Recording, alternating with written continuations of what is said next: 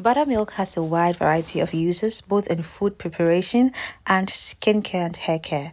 For your pancakes and waffles, it makes them soft, fluffy, and slightly tangy. For your cakes and muffins, it adds moisture and helps your baking soda to work. For your biscuits and scones, buttermilk produces a tender texture. For your marinades, especially very good for chicken because its acidity helps to tenderize the meat.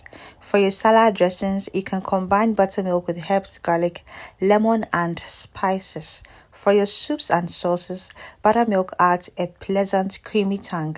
For your smoothies, you can blend it with fruits for a rich protein tangy drink. And for your homemade cheese, it can be used in some fresh cheese preparation. And for your skincare, buttermilk contains lactic acid, so it helps you to get a smooth, beautiful skin. To make it, you need whole milk, vinegar, or lemon juice, and then your measuring cup, that is 1 cup, your jar, and then a tablespoon. Yeah. You make sure your jar has a cover because you don't need to expose it. You need to cover it.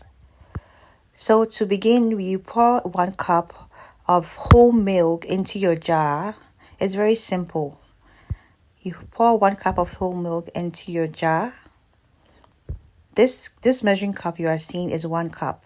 So you add the milk to your jar and you're going to measure with this method. I am using white vinegar. Okay, you can either use white vinegar or lemon juice. You add 1 tablespoon of white vinegar to the whole milk and you stir. That's the vinegar. Add to your milk and stir. You realize that the consistency immediately starts to change. It begins to thicken. Yeah? So you stir.